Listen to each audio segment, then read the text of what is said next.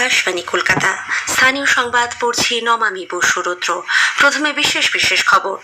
যথোচিত মর্যাদায় সারা দেশের সঙ্গে এ রাজ্যেও আজ ৭৭তম সাধারণতন্ত্র দিবস উদযাপিত হচ্ছে। মুখ্যমন্ত্রী মমতা ব্যানার্জির উপস্থিতিতে রাজ্যপাল ডক্টর সিভি আনন্দ বোস আজ রেড রোডে অনুষ্ঠিত কুচকাওয়াজে অভিবাদন গ্রহণ করেন। রাজ্যবাসীর উদ্দেশ্যে এক ভাষণে রাজ্যপাল পশ্চিমবঙ্গের অগ্রগতির জন্য সকলকে একজোট হওয়ার আহ্বান জানান। বিজেপির রাজ্য সভাপতি শ্রমিক ভট্টাচার্য অভিযোগ করেছেন, শাসক তৃণমূল কংগ্রেসের আমলে রাজ্যের গণতন্ত্র বিপন্ন হয়ে পড়েছে। বিকশিত ভারত জিরামজি আইনের বাস্তবায়ন এক ঐতিহাসিক সাফল্য বলে রায়গঞ্জের সাংসদ কার্তিক চন্দ্র পাল মত প্রকাশ করেছেন। উত্তর চব্বিশ পরগনার নাজিরাবাদে এক বিধ্বংসী অগ্নিকাণ্ডে 7 জনের মৃত্যু হয়েছে। এখনো পর্যন্ত নিখোঁজ একাধিক। রাজ্য সরকার প্রকৃত মৃতের সংখ্যা আড়াল করছে বলে বিজেপির অভিযোগ। বাংলা জাতীয় ফুটবল সন্তোষ ট্রফির কোয়ার্টার ফাইনালে ওঠা নিশ্চিত করেছে। আসছে বিস্তারিত খবরে। উৎসাহ উদ্দীপনার মধ্যে দিয়ে সারা দেশ আজ ৭৭তম সাধারণতন্ত্র দিবস উদযাপন করছে। নতুন দিল্লির কর্তব্য পথে রাষ্ট্রপতি দ্রৌপদী মুর্মু আজকের অনুষ্ঠানে দেশকে নেতৃত্ব দেন। জাতীয় পতাকা উন্মোচনের পর ২১টি উদ্বোধনীর মধ্য দিয়ে ধ্বনিত হয় জাতীয় সঙ্গীতের সুর। এবছর কুচকাওয়াজের মূল ভাবনা স্বতন্ত্র কা মন্ত্র বন্দে মাতরম এবং সমৃদ্ধি কা মন্ত্র আত্মনির্ভর ভারত।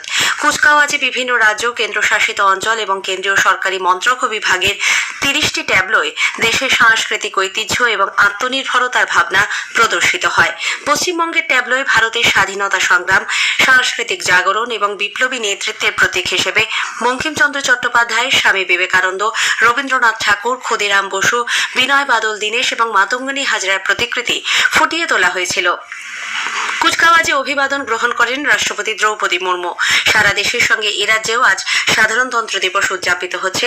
কলকাতার রেড রোডে আজকের বর্ণময় কুচকাওয়াজে অভিবাদন গ্রহণ করেন রাজ্যপাল সিভি আনন্দ বোস।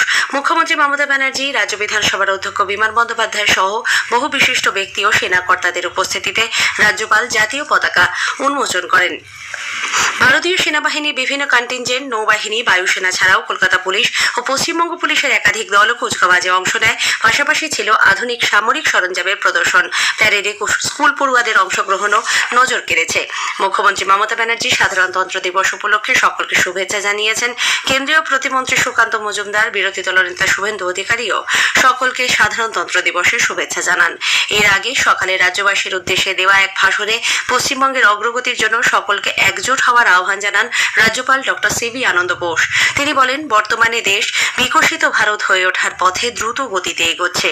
সেই বিকশিত ভারতের অবিচ্ছেদ্য অঙ্গ হলো বিকশিত বাংলা। বিকশিত ভারতের অবিচ্ছিন্ন অঙ্গ বিকশিত বাংলা।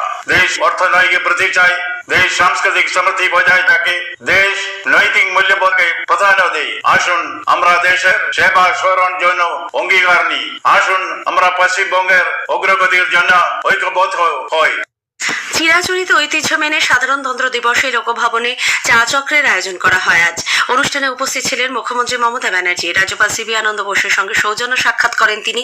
এছাড়াও রাজ্য বিজেপির সভাপতি ও সাংসদ শ্রমিক ভট্টাচার্য, বামফ্রন্ট চেয়ারম্যান বিমান বসু, প্রদেশ কংগ্রেস সভাপতি শুভঙ্কর সরকারও অনুষ্ঠানে উপস্থিত ছিলেন। এই অনুষ্ঠানে বিভিন্ন ক্ষেত্রের কৃতীদের বন্দে মাতরম পুরস্কার প্রদান করেন রাজ্যপাল সিভি আনন্দ বোস। পদ্মশ্রী পুরস্কার প্রাপক সন্তুর বাদক পণ্ডিত তরুণ ভট্টাচার্য, অধ্যাপক মহেন্দ্রনাথ রায়ের হাতে এই সম্মান তুলে দেন রাজ্যপাল। সাহিত্য ও শিক্ষায় অসামান্য অবদানের জন্য পদ্মশ্রী সম্মান পেতে চলেছেন উত্তরবঙ্গ বিশ্ববিদ্যালয়ের রসায়নের অধ্যাপক ডক্টর মহেন্দ্রনাথ রায়। শিক্ষকতা, অধ্যাপনা, গবেষণায় প্রায় 4 দশকের কর্মজীবনে প্রকাশিত গবেষণাপত্রের সংখ্যা 500-র বেশি। আন্তর্জাতিক স্বীকৃতি স্বরূপ লন্ডনের রয়্যাল সোসাইটি অফ কেমিস্ট্রির ফেলো নির্বাচিত হন তিনি। এই সম্মানে তিনি অত্যন্ত আনন্দিত বলে জানিয়েছেন। কথা শুনে দেখে আমি এত আনন্দিত, আমি ভাবতে পারি না যে আমি এই ধরনের একটা অ্যাওয়ার্ডে পুরস্কৃত হব। আমি অ্যাপ্লাই করেছি সেলফ নমিনেশন। আমি খুবই আনন্দিত। আমি আমার শিক্ষক শিক্ষিকা রয়েছেন, তাদের দ্বারা আমি শিক্ষা লাভ করতে পেরেছি এবং মা বাবা মেনলি আমি যার জন্য আমার পৃথিবীতে অস্তিত্ব এবং যার জন্য আমি এই অ্যাওয়ার্ডটা পেয়েছি তাকে আমি শতকোটি প্রণাম জানাচ্ছি। সাধারণতন্ত্র দিবস উপলক্ষে বিজেপির সদর কার্যালয়ে এক অনুষ্ঠানে জাতীয় পতাকা উন্মোচন করেন দলের রাজ্য সভাপতি শ্রমিক ভট্টাচার্য। তিনি বলেন, সংবিধান ভারত আত্মার প্রতীক। পশ্চিমবঙ্গের শাসক দল কার্যত সংবিধানের বিরুদ্ধে যুদ্ধ ঘোষণা করেছে বলে অভিযোগ করেন তিনি। শ্রী ভট্টাচার্য বলেন, রাজ্য সরকার বিভিন্ন সাংবিধানিক সংস্থাকে আক্রমণ করে চলেছে।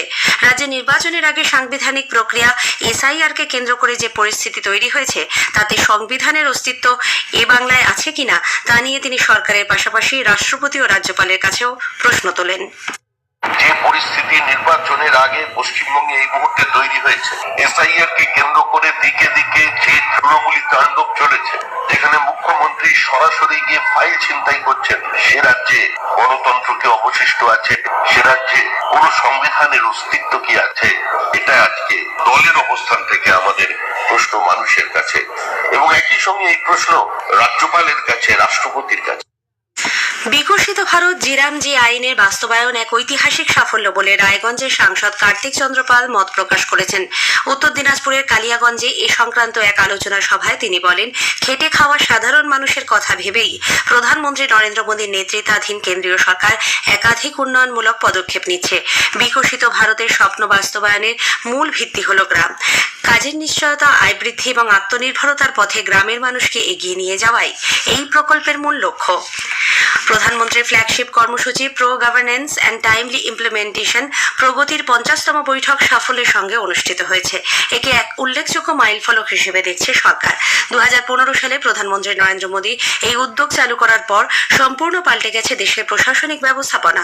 সম্ভব হয়েছে প্রকৃত সময় প্রকল্পে নজরদারি, মূল পরিকাঠামোগত প্রকল্পগুলি নিয়ে জনগণের মতামত বা অভিযোগ সরাসরি প্রধানমন্ত্রীর কাছে পাঠানো যাচ্ছে।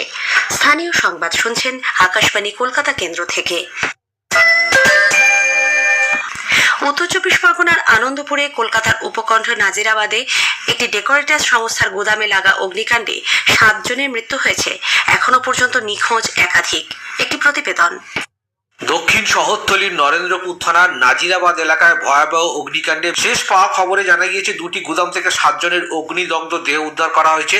যদিও এখনো তাদের পরিচয় শনাক্ত করা সম্ভব হয়নি। 20 জন শ্রমিক নিখোঁজ রয়েছে।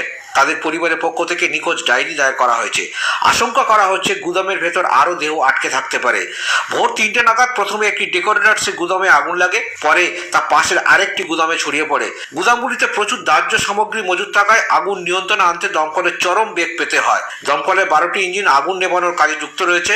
সময় যত গড়াচ্ছে, নিখোঁজ শ্রমিকদের আত্মীয়দের উৎকণ্ঠা তত বাড়ছে। ঘটনাস্থলে মন্ত্রী অরূপ বিশ্বাস, সাংসদ ও বিধায়করা পৌঁছলেও দমকল মন্ত্রীকে দেখা যায়নি। মৃতদের অধিকাংশই পূর্ব মেদিনীপুরের বাসিন্দা বলে জানা গিয়েছে। গৌতম মণ্ডল, আকাশবাণী সংবাদ, দক্ষিণ 24 পরগনা। বিজেপি এই অগ্নিকাণ্ড এবং মৃত্যুর জন্য রাজ্য সরকারের ভূমিকার তীব্র সমালোচনা করেছে। দলের প্রাক্তন রাজ্য সভাপতি কেন্দ্রীয় প্রতিমন্ত্রী সুকান্ত মজুমদার সোশ্যাল মিডিয়ায় অভিযোগ করেন, ভয়াবহ অগ্নিকাণ্ড ঘটে গেলেও দমকল মন্ত্রীর কোনো হদিশ এখনো পাওয়া যায়নি। এই ঘটনায় এখনো পর্যন্ত প্রায় 30 জনের মৃত্যু হলেও রাজ্য প্রশাসন ও পুলিশ মৃতের প্রকৃত সংখ্যা আড়াল করছে বলে অভিযোগ করেন তিনি। এদিকে বিরোধী দলনেতা শুভেন্দু অধিকারীও এই ঘটনায় রাজ্য সরকারের ভূমিকার সমালোচনা করেছেন। সরকার থাকলে তো আগুন নেভাবে, সরকার নেই, ছুটি কাটাচ্ছে প্রজাতন্ত্র দিবসে। আমাদের ময়নার একজন ছেলেও মিসিং আছে। সরকার না থাকলে যা হয় চলে যাবে। পশ্চিমী ঝঞ্ঝার কারণে আগামী 1 সপ্তাহ রাজ্যের প্রায় সব জেলাতেই তাপমাত্রা ওঠানামা করবে। মাসের একেবারে শেষের দিকে উত্তরবঙ্গের জেলাগুলিতে বিক্ষিপ্তভাবে হালকা বৃষ্টির সম্ভাবনা রয়েছে বলে আলিপুর আবহাওয়া দপ্তরের বিজ্ঞানী ডক্টর সৌরিশ বন্দ্যোপাধ্যায় জানিয়েছেন। দক্ষিণবঙ্গের জেলাগুলিতে তাপমাত্রার বিশেষ হেরফের হবে না।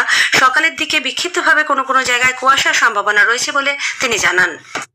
দক্ষিণবঙ্গের জন্য আগামী 1 সপ্তাহ শুষ্ক পরিষ্কার মেজাজই থাকবে। সকালের দিকে কোথাও কোথাও হালকা ধরনের কুয়াশা থাকার সম্ভাবনা থাকছে।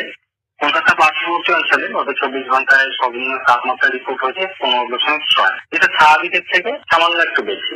অন্যান্য জেলাগুলো এর থেকে কিছুটা কম রয়েছে। কলকাতায় আজ সর্বোচ্চ তাপমাত্রা ছিল 26.6 ডিগ্রি সেলসিয়াস, স্বাভাবিকের থেকে একটু বেশি। বাংলা জাতীয় ফুটবল সন্তোষ ট্রফির কোয়ার্টার ফাইনালে ওঠা নিশ্চিত করেছে। অসমে গতকাল বাংলা রাজস্থানকে 1-0 গোলে হারিয়ে দেয়।